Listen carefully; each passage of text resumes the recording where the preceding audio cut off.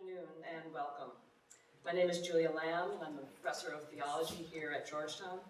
Thank you for coming to the 6th annual James M. and Margaret H. Costan Lecture in Early Christianity. This lectureship was established with three main objectives in mind. First and foremost, to honor leading scholars and to celebrate their contribution to the field. Second, to fund an annual public lecture that would bring together the academy, the general public, and various religious communities. And third, to support both the study and the teaching of early Christian literature, history, and practice. On behalf of the university, Georgetown College, and the department, I would like to thank Jay and Margaret Costan for this generous gift. Thank you so much.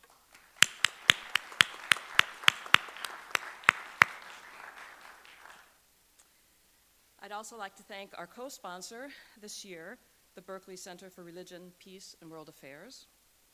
A special thanks to the Dean of Georgetown College, Christopher Chalenza, for his generous and ongoing support of the workshop and lecture. My heartfelt thanks goes to Nelise Jeffrey, whose expert planning makes all of this actually happen. And my thanks too to our wonderful graduate students for their participation in the Costan Colloquium, in the workshop, and for their help here this evening. It really makes it an extra special two-day occasion. On a special note, I would like to dedicate tonight's lecture to our dear friend and colleague, Jared Mannion, the Joseph and Winifred Amaturo Chair in Catholic Studies, who passed away suddenly and tragically in September. An Irishman raised in England and educated at Cambridge and Oxford, he was a great supporter of the Costan Lecture and had been looking forward to Professor Coakley's visit. We miss him terribly. One of the pleasures and challenges of bringing to campus a world-renowned scholar such as Professor Coakley is that I could spend 30 minutes introducing her, but you came, of course, to listen to her and not to me talk about her. But if I might just say a few things to give you a sense of really how honored and blessed we are to have her here in this two-day visit.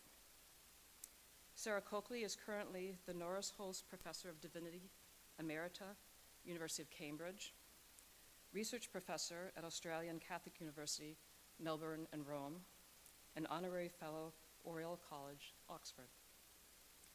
Earlier in her career, she taught at the Universities of Lancaster, Oxford, Princeton, and Harvard. She is an ordained priest in the Anglican Church. Her honors and awards are too numerous to cite here, but let me highlight just a few. In 2005, she and another Harvard professor, Martin Novak, at the Center for Evolutionary Dynamics, received a $2 million Templeton Foundation grant to research in the theology of cooperation. In 2012, she was elected as member of the European Academy of Sciences and Arts. In that same year, she delivered the Gifford Lectures, which would be published under the title Sacrifice Regained, Evolution, Cooperation, and God. Just recently, she's been made a Fellow of the British Academy. The author or editor of more than 20 books, she is currently writing a 4-volume systematic theology, the first volume of which was published as God, Sexuality, and the Self, an Essay on the Trinity. The scope of Sarah Coakley's work is breathtaking. In her publications, she has moved with agility from Ernst Troeltsch. He was a major Protestant liberal theologian at the turn of the 20th century, known for his sociological approach to the study of religion. She moved from him to Gregory of Nyssa in the 4th century, delving into his reflections on prayer, the Trinity, and the Christian life. With other stops along the way, we then find her at the cutting edge of 21st century thought, investigating the intersection of evolutionary theory, theology, and philosophy of mind, all the while interrogating feminist theory, postmodern French theory, moral theory, psychoanalytic theory, etc., etc. She is difficult to categorize as she straddles several sub-disciplines and disciplinary approaches. She holds together, as I believe the best theologians do, the universal in particular, doctrine and spirituality, theory and practice, form and content, reason and emotion. This evening, she will carry us back again to Gregory of Nyssa via some 20th century Jesuits, as I understand it. The title of her paper is Sensing God, Retrieving Patristic Theories of Spiritual Sensation for Contemporary Theology and Ethics. Please welcome Professor Sarah Coakley.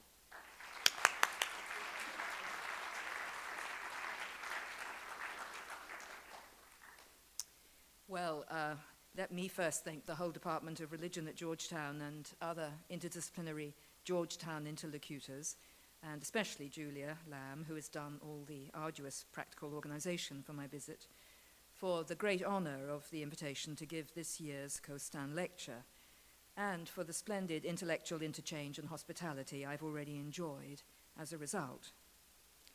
And let me also add my personal thanks to the donors, Margaret and Jay, whose acquaintance I was lucky enough to make some time ago now, and whose friendship in Christ I already deeply cherish. What we all have in common tonight, I think, is a desire to reinvestigate the rich world of early Christian thought and practice, and to think afresh about how this quest may in some creative ways reinvigorate our own theological and ethical endeavors in a fractured postmodern world, a world as full of spiritual dangers as it is of spiritual opportunities. I turn tonight, then, to the tradition of spiritual sensation, so called, and to how an almost lost and somewhat arcane patristic tradition of what we may call theological epistemology suddenly became repristinated in the work of a group of extraordinarily gifted younger Jesuits in the interwar years in Europe. Despite what was later to become important, indeed painful, divergences in their approach and theological emphasis, the young Karl Rahner, Hans Urs von Balthasar, and Jean Danielou, the latter two significantly tutored together by their controversial, slightly older confrère, Henri de Lubac, at the Jesuit house at Fourvière, outside Lyon in the early 1930s, all played key roles in this repristination. And while the recovery of patristic spiritual sensation was not explicitly lifted up by them, or indeed others, as their most important theological contribution at the time at all, for they were much too busy fretting in their different ways against the mandatory neo-scholastic Thomist synthesis of their day, we can see in retrospect that this theme was a surprisingly unifying thread guiding their efforts at so-called ressourcement. That is, the recovery of the patristic world in the form of, and because of its spiritual resonances with the required Ignatian formation through which they were also passing, came to have particular vibrancy for them. But this was only the beginning of a new story about spiritual sensation, which is still unfolding today and moves well outside their earlier purview for all its seminal significance, and we'll come to that point later. My lecture tonight, then, will proceed in three dialectically related stages, each necessarily somewhat compressed in the time we have available. In the first section, I shall just recall some of the details of this Jesuit recovery of the spiritual sense tradition in the early 1930s and onwards, in order to set the stage for the rest of the lecture. In the second section, I turn specifically to the significance of this particular theme in the thought of the 4th century Cappadocian Father Gregory of Nyssa. It was Jean Danielou who drew attention to this topic in Gregory in his famous monograph of 1944, Platonisme et théologie mystique, which had earlier been his doctoral thesis. But I have argued recently, and do here again tonight, though with some new modifications of my earlier work, that Danielou did not really get to the bottom of the importance of this topic throughout Nyssen's career, and that its challenge is wider than is normally presumed. It was not, that is, merely a mystical doctrine for those well advanced in contemplative practice, as Danielou seemed to suppose, but a whole theory of the progressive sanctification and purification of the sensual realm, one intended, that is, for all the baptized. In short, it is a distinctive, integrated, theological and moral epistemology that Nyssa presents to us here.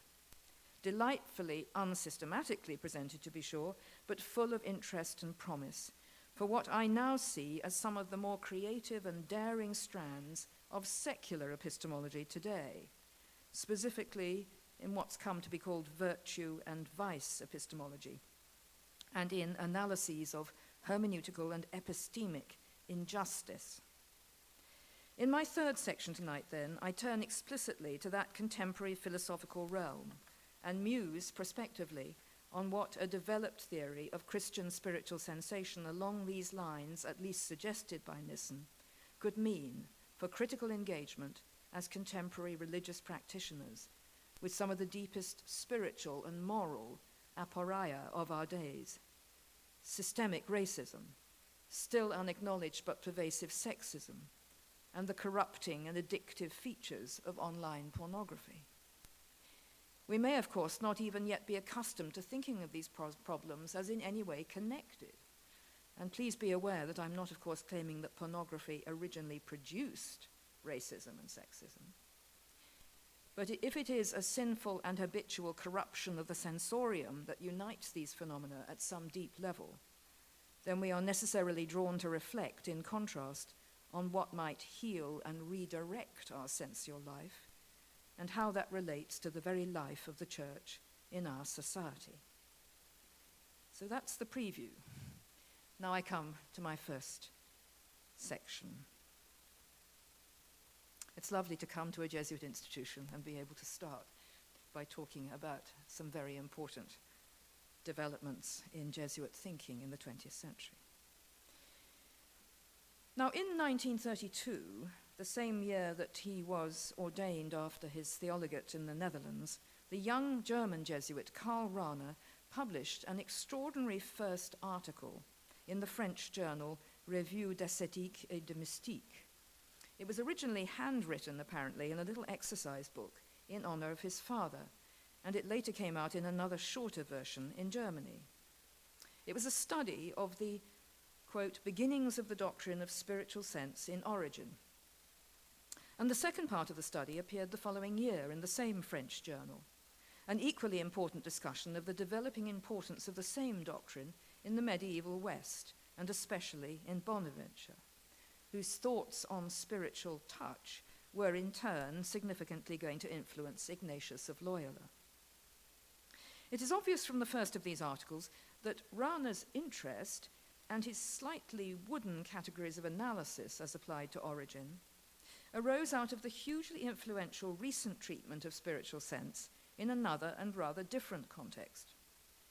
This was that of another Jesuit, Father Auguste Poulain, whose controversial assessment of the Carmelite tradition of spirituality and its stages of ascent, expressed in his highly influential volume, The Graces of Interior Prayer, was originally published in 1922, but eventually ran into 10 editions in many languages.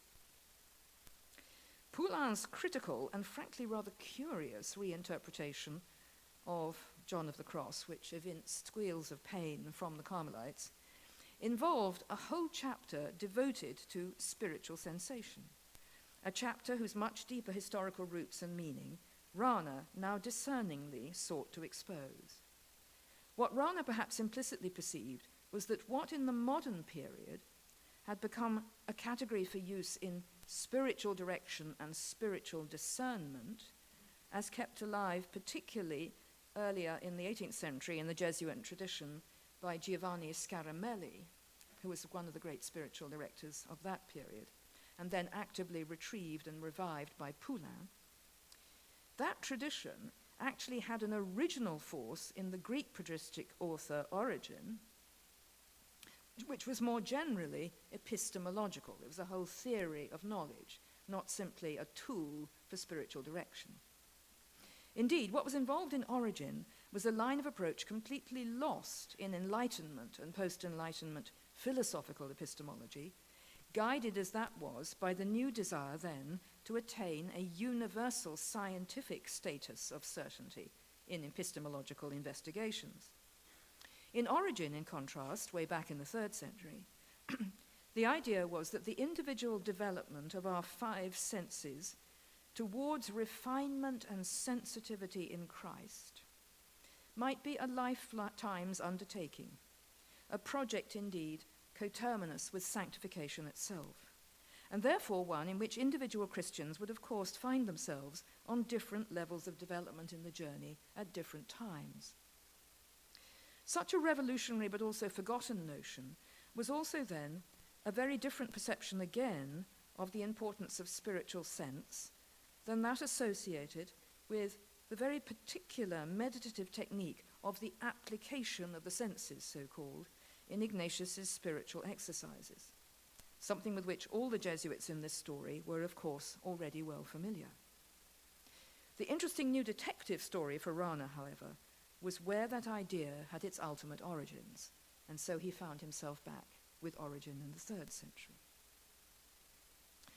Now, while Rana was enjoying his first success with this academic publication in a French journal, von Balthasar was just about to arrive in Lyon in 1933 to start his own theological training at Fourvière, and from the next year to sit regularly at the feet of his slightly older Jesuit colleague, Henri de Lubac, along with a couple of other French Jesuit students later to become celebrated.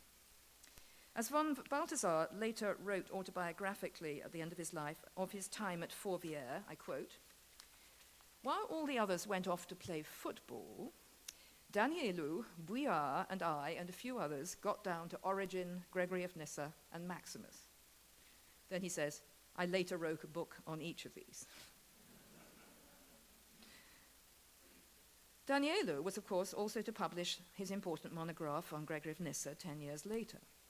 And this little Greek reading group, guided by de Lubac, who chose the text, was in addition at the origins of the great Sources Chrétiennes series, which soon was to bring the Fathers afresh to the general reading French public in accessible paperback editions. It cannot be a coincidence, moreover, that these 3 Greek fathers who were chosen by de Lubac to be read, Origen, Gregory of Nyssa, Maximus, and which were particularly beloved by him, de Lubac, were all slightly under cloud of suspicion in the West for different reasons.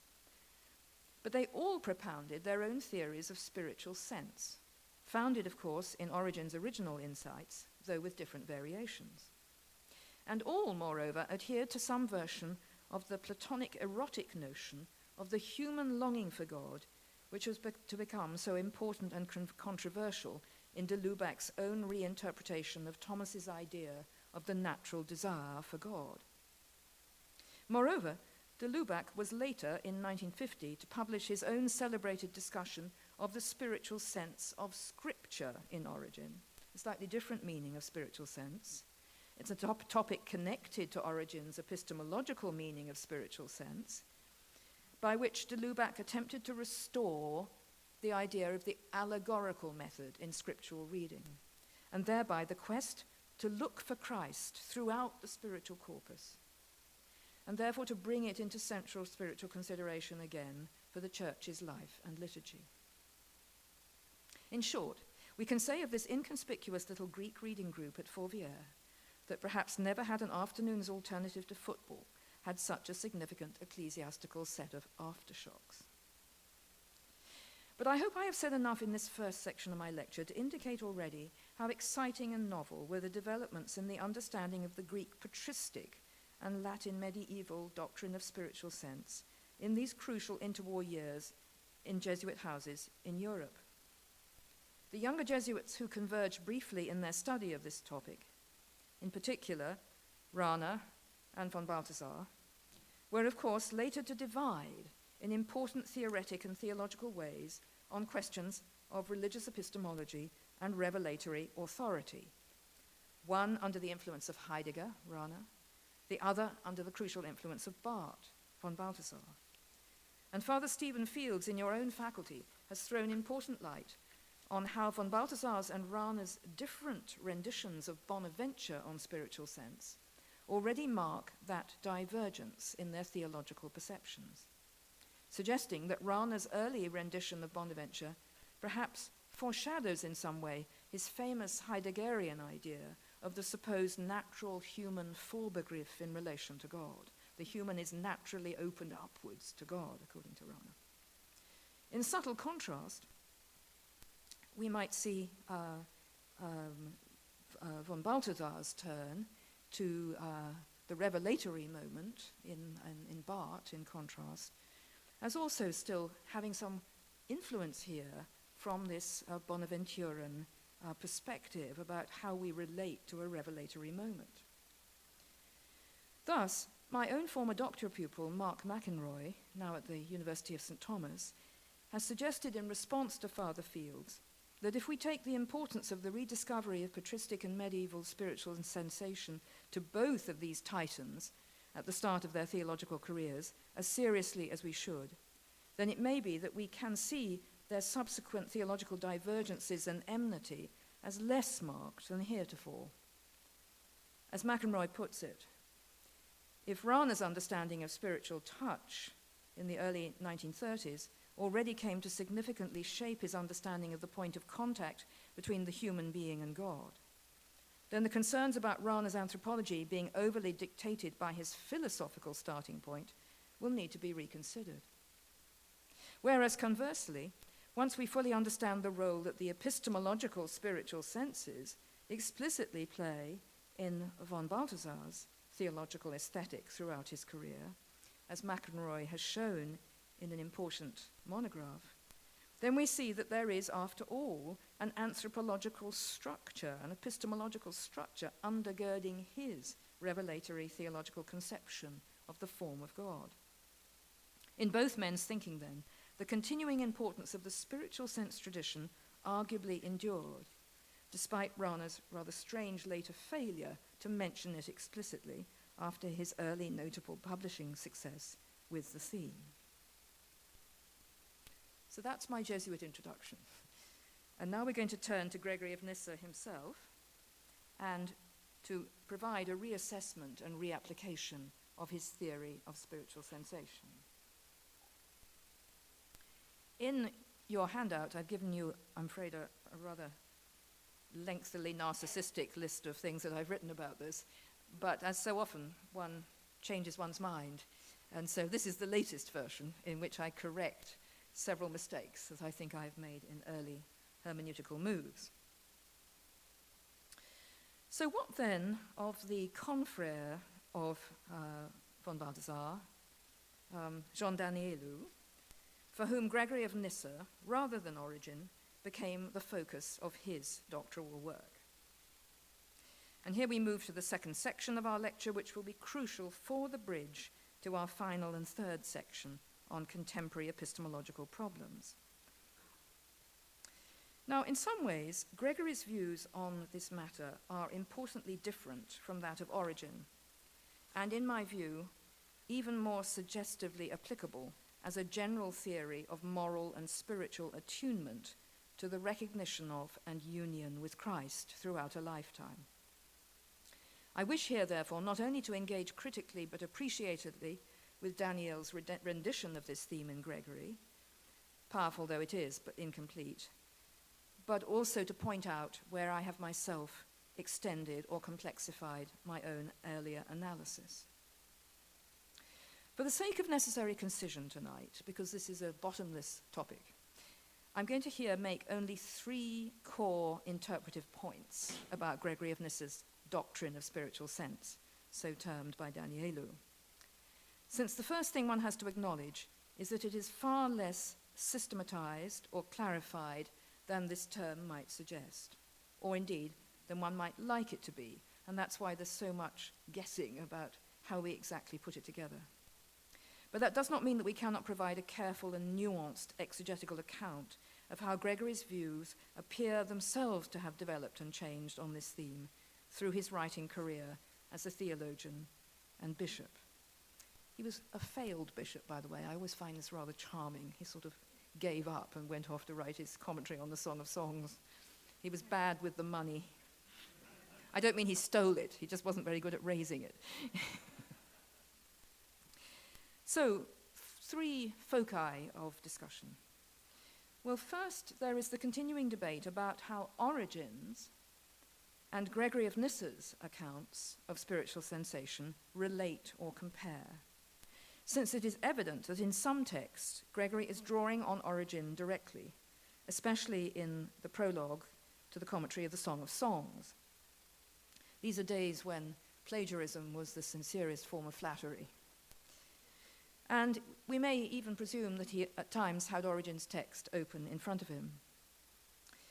Rana thus makes the throwaway remark at the end of his first essay in 1932 on spiritual sensation. Just at the end, he says that Gregory of Nyssa's position is effectively the same as Origen's, but this is most certainly misleading. The baton later fell to Danielou to investigate further and to correct this over-hasty assessment. But his own exegesis of the theme of spiritual sense, in his celebrated monograph, Platonisme et théologie mystique, is almost entirely restricted, as I've mentioned, to the unfolding of the topic in Gregory's last great exegetical work, The Life of Moses, and even more especially the commentary on the Song of Songs. These are the two texts written at the end of Gregory's life that Danielou chooses to focus on almost entirely. The result is that a particular two-pronged emphasis here is placed by Danielou when he sums up what he thinks Gregory is doing with this theme. First, on an entry seemingly promoted by Gregory into visual and thus also so-called apophatic or noetic darkness at the height of contemplative ascent, as in Moses' entry into the dark cloud as he climbs Mount Sinai. And this is a theme in Gregory that is much more influenced by Philo on darkness than Origen. And then secondly, on a compensatory excitation, intensification, and purification of the so-called lower senses, touch, smell, and taste, in terms of the erotic narratives of the song commentary. So he thinks two really important things are happening at the end of the climax of the contemplative ascent. The noetic element is overshadowed by darkness. But the lower senses become more important, and they become purified and become the means by which we touch God. This is all correct, this is true in these late texts. The impression given then is that the spiritual sense doctrine is designed by Gregory of Nyssa precisely to describe very high states in what Danielou calls mysticism and the spiritual life. And indeed, that the final ascent in Nyssa's spiritual scheme is not to enlightenment and noetic union, as in Origen, but to increasing and indeed impenetrable, but notably eroticized noetic darkness, in which the only option for human response is now a reversal of the usual prioritizing of sight as the indicator of intellectual achievement, and a new honing of the so-called lower senses as a means both of compensation and of bodily integration into the self.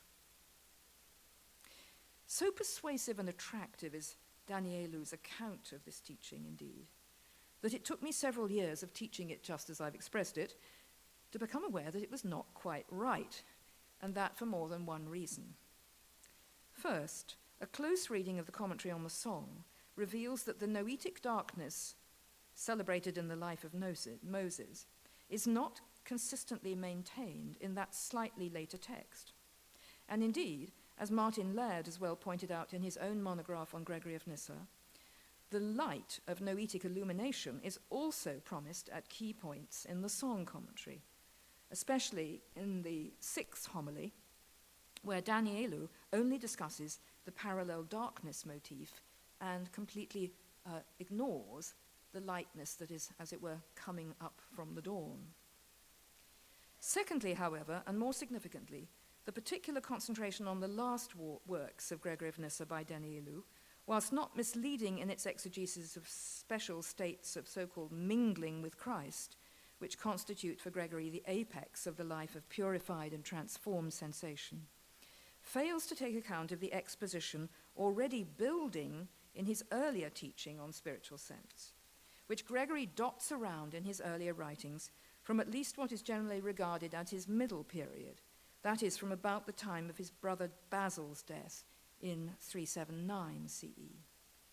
In other words, Gregory's teaching on this theme of spiritual sense starts to stir, develop, and then change throughout the last 15 years of his life, as he himself changes spiritually.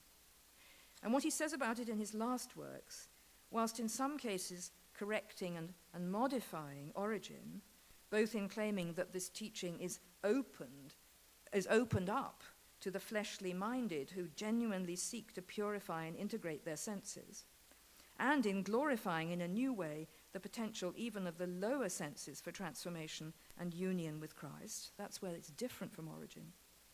But it also has other notable features in common with Origen.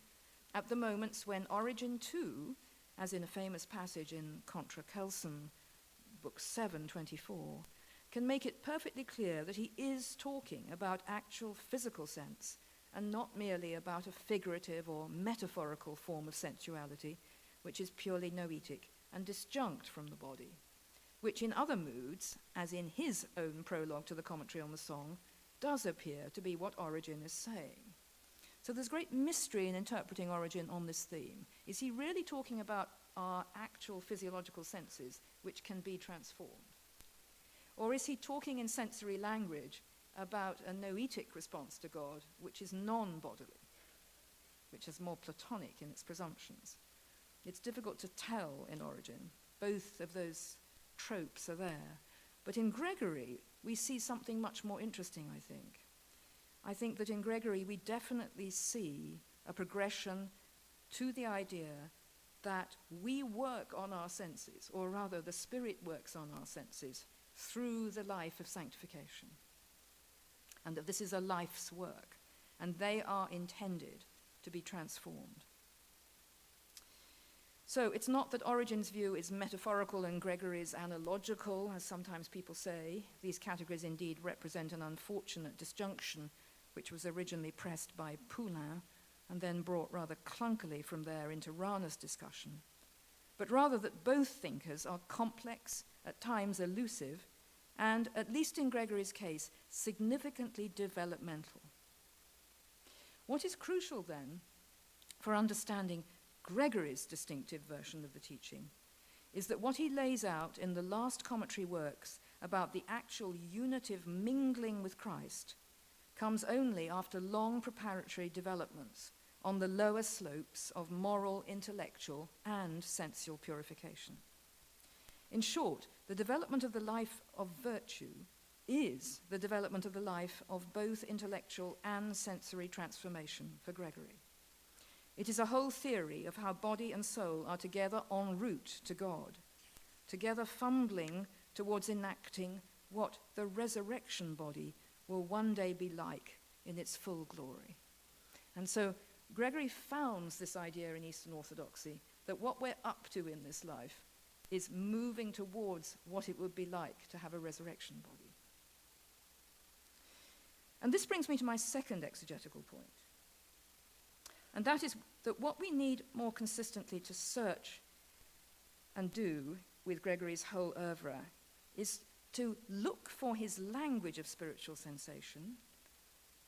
In Greek, it's these terms: spiritual sensation, the sense of the soul, the eye of the soul, the hearing of the heart that comes at the end of his life, and other cognate phrases such as the distinctively Pauline idea of the inner man.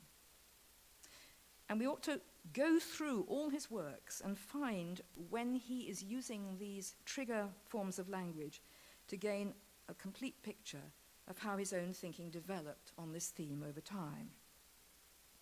And I undertook this arduous undertaking and put forward the results of it in a chapter on Gregory in a book that I co-edited with Paul Gavrieluk in 2013 called The Spiritual Senses.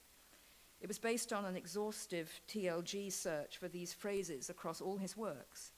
And it was on this basis that I was able to assert that Gregory's remarkable middle phase work, called On the Soul and the Resurrection, written around the time of his own sister Macrina's death in 380, and just after his brother Basil's death in 379, marks, I believe, a key moment of transition in Gregory's thinking about the possibility of the integration of bodily sense with the soul en route to later resurrection life. So it seems it's the tragic loss of his brother Basil, and in this dialogue with his sister, the imminent threat of the loss of his beloved elder sister Macrina, that first educes this new and highly original teaching. This text is an actual dialogue with Macrina, in which, after together considering and rejecting a whole range of pagan philosophical accounts of the nature of the soul, Gregory returns at last to that elusive resurrection body described by Paul in 1 Corinthians 15 as the rightful hope for all Christians, and also that which even now we start to yearn towards and to live in. We shall all, he says, pass through the fire, but be born again in our original splendor, in the full perfection of bodiliness. It is largely through the dying Macrina's mouth, however, he called her Hey Didaskalos, the teacher, but with a feminine, sort of with allusions to Diotima in Plato's Symposium. So Hey Didaskalos says that it is by working with our senses, not against them, that we move towards perfection in virtue. As Macrina puts it in this text, it is, quote, by the very operation of our senses, we are led to conceive of that reality and intelligence that surpasses our senses. In other words, the life of sanctification is the life of sensual and indeed erotic transformation, in Gregory's particular understanding of the unending eros or desire that propels the Christian life towards God. And this is a life not of the suppression of passions then, but of their intensification, unification, and purification, as Gregory had already anticipatorily averred as early as his first extraordinary work on virginity. It is a life, as he explains elsewhere in his sermons on Matthew 25, that should ultimately issue in its maturity in a seeking for Christ, not only in the pages of scriptures or in the sacraments, but in the faces of the poor, by so attuning one's sensorium to the presence of Christ that one is mingled with him in precisely the acts of mercy to which his presence calls us.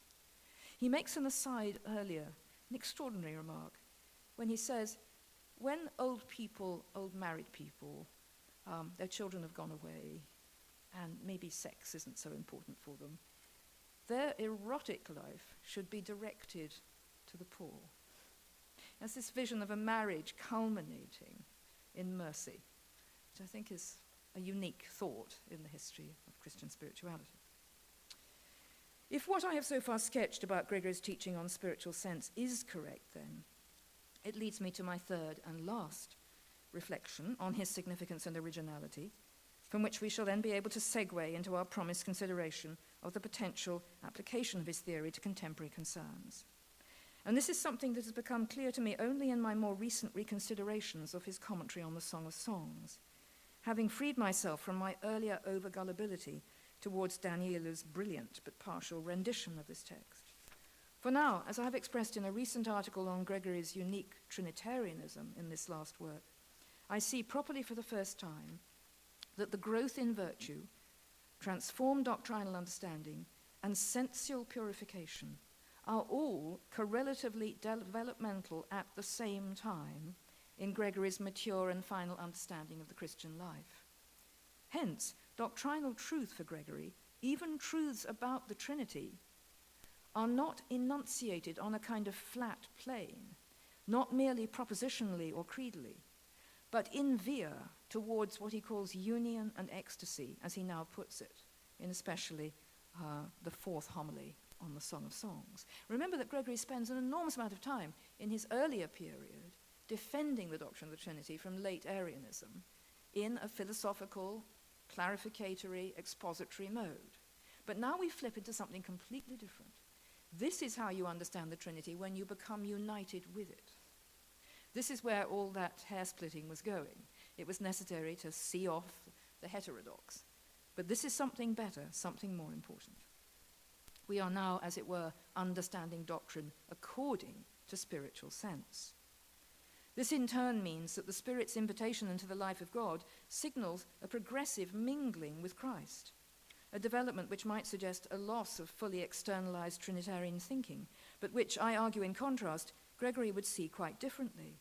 This is precisely the point at which extrinsic theorization about the Trinity issues in incorporation by the Spirit into the life of God in Christ himself. Gregory appeals repeatedly here to the logic of Paul's account of ecstatic and incorporative prayer in Romans 8. Thus, what we now in the modern period distinguish as Trinitarianism and Christology, and teach separate courses on them, become inseparable for Gregory here, just as the life of virtue becomes inseparable from the project of a purified and unified sensorium attuned to that same Christ. Needless to say, Gregory fully acknowledges and gently underscores again in the third homily of the Song of Songs that not everyone is in the same position along this journey into God. I quote, "The child Jesus born within us advances by different ways in those who receive him in wisdom, in age, and in grace. He is not the same in every person, but is present according to the measure of the person receiving him." Close quote. This is a challenging and perhaps discomforting thought, but it is an inexorable accompaniment to Nyssa's mature thinking about spiritual sensation as I now understand it. And this brings us at last to our third and last section of this paper. Prepare for a change of gear. So now it's time to probe what, if anything, could be rescued and applied from this extraordinary vision of spiritual sensation in Gregory of Nyssa's works, as we turn to the depressing contemporary world of distorted sensual life, of systemic racism, sexism, and addiction to eroticized visual images of objectified and devalued bodies. Let me start then by trying to defend my earlier proposal that these three issues and problems belong together, a thought that may not be welcome, let alone familiar.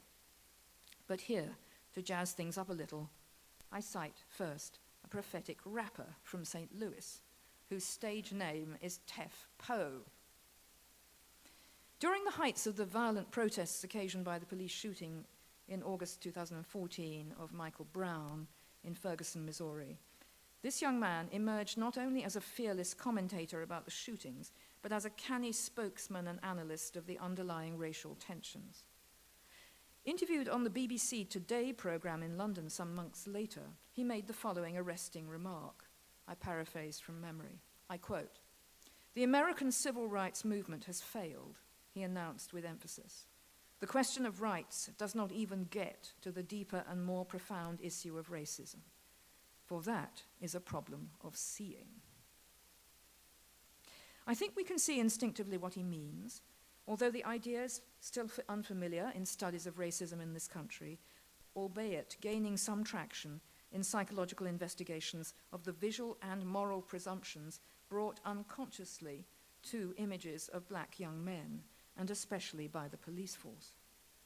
And I'm using here with some concern and self-reflexive and critical anxiety of my own, because it's to repeat these stereotypes, images actually displayed on a website intended to puncture such stereotypes, or at least bring them to greater consciousness.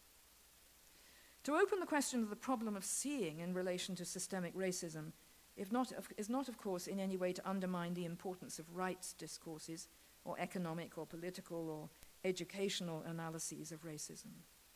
But the seeing problem, I submit, does run deeper and finally cuts in all directions.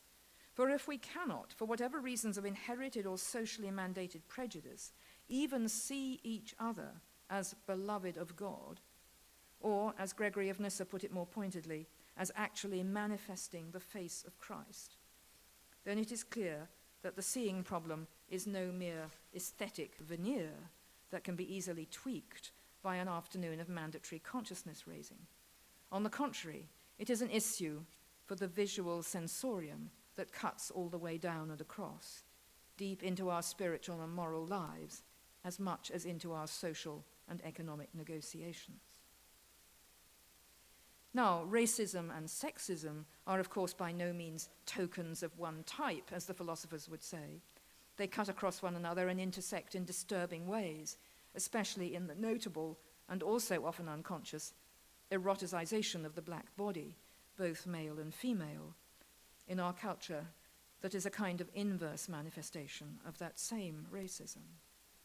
But from the perspective of a Gregory of Nyssa, one might argue that sexism in its many contemporary forms also comes with a notable incapacity to see and hear, and perhaps even to touch and taste and smell as well. The evidence of bodies of different sexuality and gender are arrayed before us. But what is it that prevents us from seeing all of these bodies as beloved of God, or as faces, as Emmanuel Levinas would say, making equal ethical demands on us? It is here that I am struck afresh by the extraordinary way in which even entirely legal so-called soft pornography coarsens and intentionally objectifies the body, creating an ever-increasing habitus of distance from moral identification with the sexual object, who in the predictable repetitions of pornographic visualization becomes a mere plaything of fantasy and control. As my former philosophy colleague from Cambridge, Ray Langton, has repeatedly reiterated in her tireless feminist work against pornographic images, the so-called right to submit one's fantasy life to this downward spiral of moral disconnection from empathy is a strange, liberal so-called right indeed, founded on the extraordinary presumption that individualized hedonistic pleasures are entirely private and have no bearing on ethical, social, and political life. But once we understand, as Christian ethicists do, the ethical significance of any habitus, of what we repeatedly do, so as to reinstantiate and reinforce some pattern of life, a training, therefore, of the senses in one direction or another, how can we any longer deny that our extraordinary cultural addiction to pornography has importantly shared roots with our notable systems of racism and sexism? I was trying to find out on the web what the latest statistics are on the use of pornography in Northern Europe and in America. People in Europe seem to be more happy about owning up to this, but there, 90% of people, men and women, regularly watch pornography. In America, it's more like, if everyone's owning up, it's more like somewhere between 60 and 70%. There are also interesting studies that show this is just as much the case amongst Christians, including Christian pastors and priests, as it is amongst non-Christians. Why are we not talking about this? I'm moving fast here, of course, and very controversially too. But my aim in this lecture, and I'm coming soon to the end, has simply been to unfurl preliminarily the thought of a deeper set of sensual problems that afflict our culture than we normally imagine, and to join some dots between issues which are often kept apart. So as I move towards my close tonight, then, may I point first very briefly to some existing recent developments in secular epistemology, almost all, interestingly, spearheaded by women philosophers, this can't be so insignificant, which appear to be honing in from several different directions on the same set of moral and social issues, and transforming analytic epistemology in the process. But then I'm also going to claim, and finally, in homage to Gregory of Nyssa and the particular spiritual tradition he represents, that these issues are finally, from the Christian perspective, sin issues, corruptions of the sensory life which spring from the fall and only therefore in response to Christ's redemptive work can begin to be repaired in the ongoing work of sanctification. What Christians can do and do now to respond to grace in the repair of the sensorium must, of course, be our final point of reflection. But first I'm going to talk very briefly about two other women philosophers. So there are the insights of those who seek to give a close epistemological account of attention and blindness, in part as it relates to racism, and then to assess the moral implications that follow from that. Now, a particularly fine article along these lines is by, and I chose it because I was coming here, our own Georgetown's Rebecca Coakley in the philosophy department here. whose diagnostic insights are worthy of repetition here, though her lines of inquiry leave many questions unanswered, as she herself admits. Her main but in the article I've cited is perhaps surprisingly, I think, the work of Iris Murdoch, since Coakley sees Murdoch's account of attention, it's a platonically inspired account of attention, as she puts it, disinterested, detached, and contemplative. And thus, she thinks, as precisely the opposite of what Coakley seeks to find in engaged empathy with her subjects. Her point is that, quote, there are plenty of morally relevant features of particulars that are perceptually available only to agents with the right kind of contingent capacities, where these capacities are rooted in their personal history and can be actualized only from certain positions and perspectives. Further, she goes on, we cannot fix our perceptual capacities simply by deciding to interact with members of a given community, close quote. Coakley herself concludes, therefore, that greater objectivity in perceptual and moral engagement with minority groups is ironically actually better achieved by contingent and passionate affect than by contemplative attention.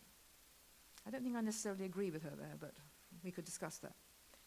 But she admits that this does leave us with a problem of potential epistemic relativism and or resistant bounded perspectivalism. The fact is, she says, we do see things and people differently, and attention to particular dimensions of the world can cause us to see it in very different ways. Coakley further rightly draws attention to different notions of epistemic or moral blindness. Not all blindness has the same structure, she says. We may be blind because our gaze is averted, or rather, differently, distorted, for instance by self-absorption. Or again, and more radically, because there is an intrinsic defect in the perceptual capacities themselves. Coakley is right to make these important distinctions. Where does systemic, perceptual, or sensual racism fall within these alternatives? If the last category of blindness is at stake, as I suspect Tef Poe might urge, then mere taking thought about these matters is not going to shift it. Moreover, Coakley admits rather gloomily that, quote, some people just cannot see the injustices that others are able to notice out of their capacity for empathetic engagement. Coakley's analysis, then, is in many respects highly telling, but it leaves us guessing about the possible relativistic implications of her position and the danger that she is merely acceding to racism and other forms of prejudice, despite her own best intentions, given the notable incapacity, as she puts it, for some people to see the problems of racism at all. This discussion, therefore, still leaves open the fundamental problem of the epistemic conditions for seeing racism in the first place, and thus for acknowledging one's own moral implication within it. A second brand of epistemological literature that implicitly tackles seeing racial injustice is that represented by Miranda Fricker's influential work, Epistemic Injustice, fast becoming a modern classic. Her aim in this book is to identify, distinguish, and analyze two different forms of injustice that often remain hidden. What she calls testimonial injustice, in which prejudice causes a hearer to give a deflated level of credibility to a speaker's word because they are black or lower class or ill-educated. And what she calls the deeper hermeneutical injustice, where, I quote, a gap in collective resources puts someone at an unfair disadvantage when it comes to making sense of their social experience in the first place. That's deeper because I don't even have the resources for understanding that I myself am being abused. Although Fricker, rightly in my view, resists the tendency that you might get from someone who's a follower of Foucault to reduce rationality to power, she herself is highly attuned to how social power relations work to foster these particular forms of prejudice and how difficult they are to shift. And while she makes suggestive use of the Aristotelian tradition of trained moral sensibility to propose possibilities of social as well as merely individual epistemic change through education, she admits that, quote, habituation can work both ways, in the direction of virtue or of vice. and thus she is none too sanguine about the intentional manipulation of social change to a good end. The philosophical sophistication of her analysis, therefore, is arguably not matched by an equivalent hope for any unilateral success in the amelioration of social ills such as racism, which supplies only one example of such a pervasive social problem in her book. She also looks at sexism. Her aim here, therefore, is to shift the philosophical gaze so that the philosopher can see what's going on epistemic injustice, rather than to claim to shift a phenomenon like perceptual racism itself. Now, these two important analyses of perceptual, hermeneutical, and moral inattentiveness are only a representative tasting from a rich and burgeoning new literature of analytic epistemology devoted to the task of unearthing the importance of often unconsciously held prejudices and perceptual distortions. These are enormously important steps in the right direction, as I'm sure you would agree. We have indeed come a long way in a few decades from the almost laughably restrictive old interests in analytic philosophy's epistemology of debating till the cows came home what were the conditions of reliably re-identifying middle-sized dry goods at a distance of 50 paces or so. But what one cannot help noticing in this new literature as it is developed up till now is that its diagnostic sophistication is not yet matched by any parallel remedial solutions. Coakley, as we've seen, remains uncertain about the extent to which her analysis could sway a general public at all. And although Fricker makes creative use of literature, especially to Kill a Mockingbird, to unfurl many of her points about unconscious bias, it is unclear whether simply reading To Kill a Mockingbird, as most of us were required to do in high school, will get at the level of fundamental perceptual distortion that her analysis finally begins to uncover. What then can we say in closing? I come to my Schluss. I shall end with one simple but I hope prophetic paragraph that takes us back to the remarkable and neglected insights of Gregory of Nyssa on spiritual sensation that we have this evening revisited. First, Nyssa is in no doubt that the distortion of spiritual sense is a sin problem all the way down, not simply a matter of educational opportunity, consciousness raising, implicit bias, or social location. And if that is also true of contemporary racism and sexism, as I believe it to be, then we theologians and religious practitioners need to step up to the theoretic plate, as we often seem strangely unwilling to do.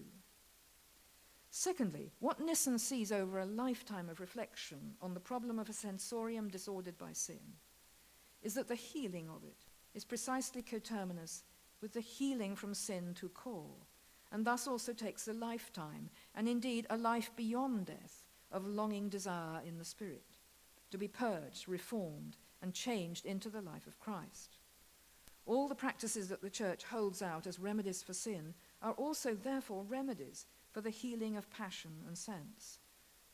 Our daily immersion in Scripture, our quest for Christ there, our participation in the sacraments, our growing in prayer and contemplative practice, and of particular importance to Nyssa, as I've stressed, our participation in acts of mercy to the destitute in our midst. In all these, we are already on the road to the development of our future resurrection body, an astonishing claim, but one evinced from Gregory by the inspiration of watching his holy sister Macrina die. What I ask in closing tonight, if we were to take these very claims seriously now, again today, and apply them in the most practical ways of searching spiritual examination to the deepest problems of sensation and its tragic distortion that our so-called liberal culture immures us in. In short, and in closing, we have a spiritual physical problem of enormous proportions on our hands, and only a spiritual physical solution, energized by God's grace, but lovingly responded to by us, is going to start to shift it. I thank you for your attention.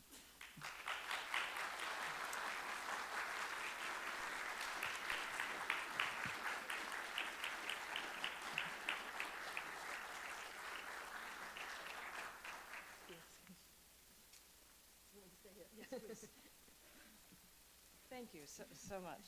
That's amazing. We have some time for questions, and we have 2 microphones in each aisle. If you could raise your hand, and please give your name and association, and if you could refrain from giving mini lectures and keep your questions relatively short, I would appreciate it. It would give us more time to enjoy food above. Yes.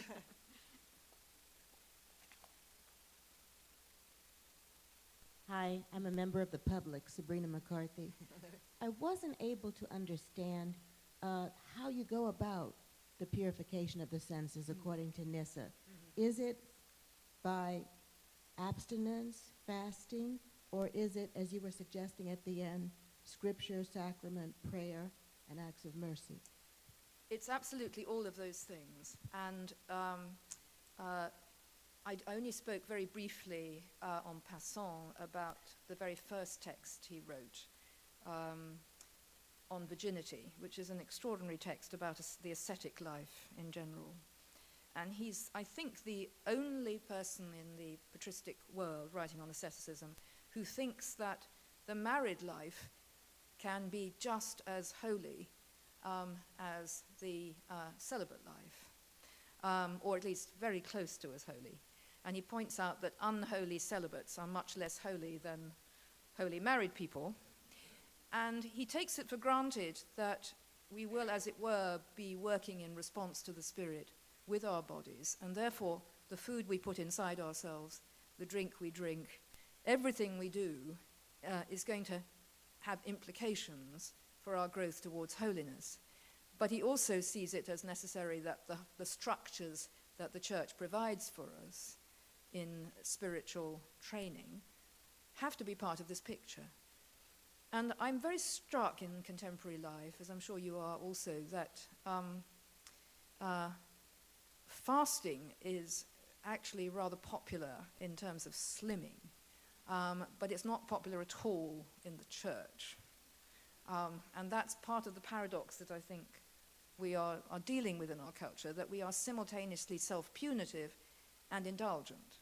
And this is true of our sexual lives as well, where within our culture we allow this extraordinary range of pornographic material to be utilized by everybody, but then become extremely prurient and hostile when somebody goes too far, however that line is perceived.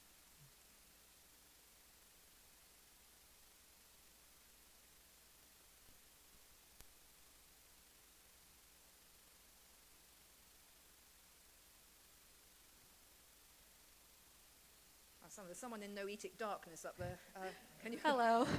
identify yourself? My name is Margaret Hodson. I'm a senior in the School of Foreign Service and the Interfaith Coordinator for Orthodox Christian Fellowship. I was wondering if you could comment, along with the Jesuits that you mentioned, if there are other contemporary thinkers from Orthodoxy or other traditions that have engaged with St. Gregory of Nyssa. Thank you. Oh, yes.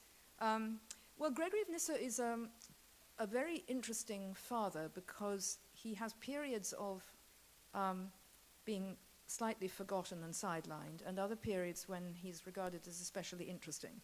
And that's something I would quite like to write a monograph on before I die. But he was the younger brother of Basil of Caesarea, who was far more famous. And although he and Gregory Nazianzus and Basil are called the Cappadocian Fathers, the presumption in the Orthodox Church generally is that the other Gregory Nazianzus, is the greater.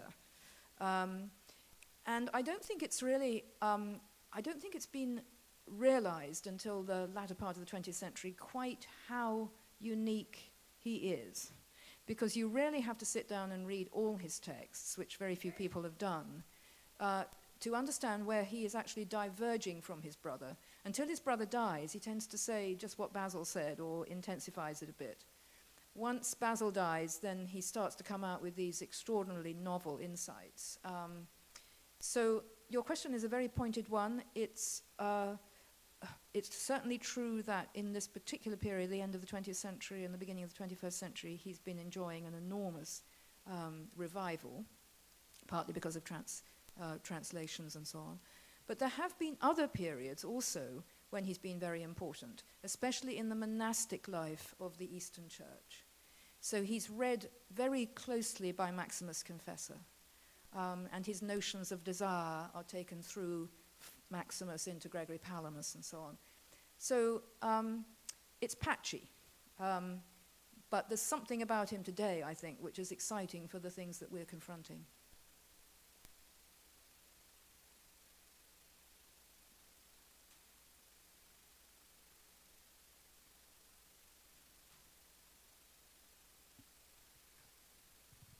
Hello, my name's Robbie Thompson. I'm a second-year PhD student in the department, and thank you so much for your words. My question kind of revolves around the distinction between the seeing and the seen, and the epistemological move that I see as necessary as the seeing of the seen. And so my question is, what kind of contemporary resources have you turned to within Black thought itself to discuss the issue of racism, which I see as kind of which I just see as a necessary, absolutely necessary, indispensable move. Of course. This is something that I'm doing in Volume 2 of my systematic theology, and it's one of the reasons why Volume 2 is taking rather a long time, because I feel I have to immerse myself in a whole canon of literature here. But there is one person in particular in the modern Black theological tradition who I am enormously in awe of, and that is Howard Thurman. And he's been very much out of popularity until just about the last 2 years. There have been a couple of theses written on him that I think are coming out, one from Princeton and one from UVA. As you probably know, he was a mentor to Martin Luther King when Martin Luther King was doing his doctorate at BU. And he was also the first Black university preacher in a white Ivy League college. The influences on him were partly Quaker. He was also very influenced by Gandhi. But the place he links up with what I've been taking from Gregory of Nyssa is that in his later life, he writes a meditation every week for his congregants, which is a kind of spiritual searching. And it's a searching about his own anger as a Black man and how he has to lay it down, as it were, and leave it for divine transformation. One of the things you might have thought from hearing this lecture is that the problem of the sensorium becoming distorted by other passions is simply a white problem. And I think it is a very distinctively part of the whiteness problem that white policemen, for instance, tend to see Black young men in a different way from the way they see white men. But what I think Thurman so wonderfully sees is that when he meditates before God every day in silence, what he is having to do is to allow God to work on the passions of resentment and anger that have built up in him and which cause him to be unable to respond as he would like to society at large. Now, it takes a lot of courage for a Black theologian to admit that and not simply to resort to victimization. So he's one of my main inspirers in the work that I'm now doing. I also like very much the work of a friend of mine, Vincent Lloyd, who's at Villanova, who is going back behind Black liberation theology to talk about what he sees as a Black natural law, which he traces through a variety of key authors in the modern Black tradition, starting with Du Bois. And this, I think, is interesting because it sets up the idea that there is a sort of fulcrum here of the natural to which we can appeal. And it's a deliberate parallelism to Roman Catholic natural law. And this is very different from using the rhetoric either of liberation, of sort of biblical exodus, or the rhetoric of rights, which seems to have let us down. I think Tef Poe is right about that. I can't see your face, so I don't know whether that's doing any good to as an answer.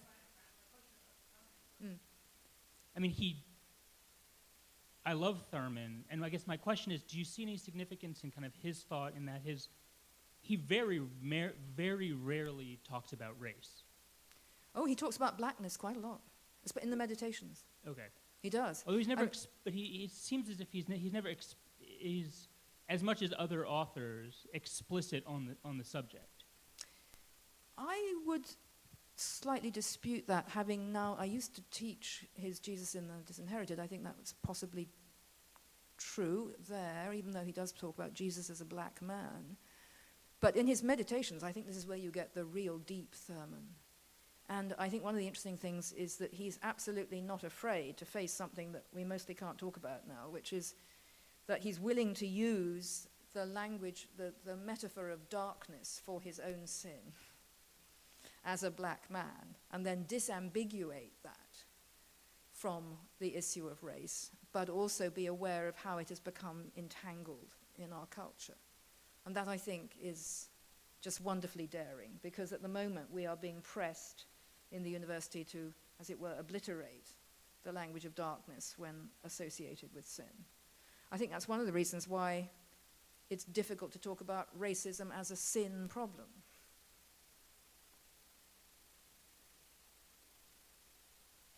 We have one more question in the back.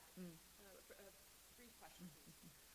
I don't ask this question at all in a blasé sort of way. I'm a woman and the mother of 2 black children, so issues of racism are very dear to my heart.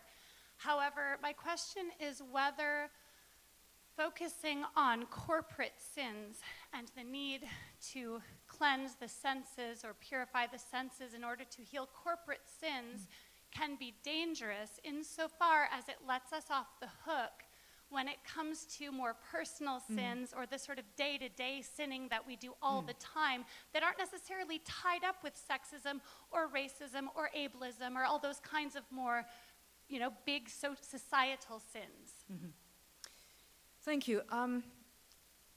I didn't intend to suggest that I was only promoting reflection on corporate sins only, because obviously the practices of the church, including sacramental confession, are a requirement that many people don't take advantage of, but definitely do ask us to clean up our side of the street.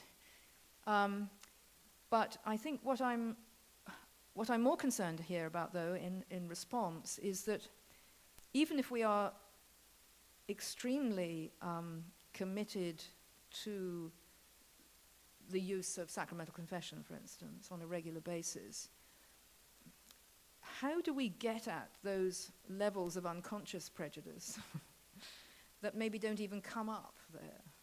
I mean, one of the bizarre things about hearing confessions is that you often feel that the person is talking about everything except the most obvious things that they ought to be talking about. And I suppose that's part of the calling of the confessor, to gently direct people to reflect.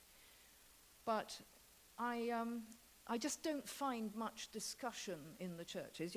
Maybe I'm going to the wrong churches. I just don't find much discussion about how these deep, thoroughgoing, systemic problems should be attended to. And I think you're in a very interesting position to tell me what you think.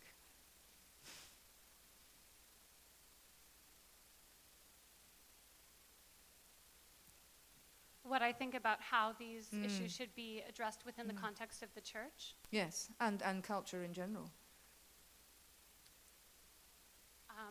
Well, I think that one major area in which the church can be a witness and do its job is in the area of foster care and adoption. Yeah, exactly. I think that can be a beginning of healing significant racial harm, especially when we see black churches and black families stepping up in order to do some of that adoptive work. In that case, children are staying within their subculture, but not necessarily only in those cases. You know, I think that can be a very beautiful thing. I think that pastors need to be proactive in addressing racism head on and not shy away from it from the pulpit. Thank you.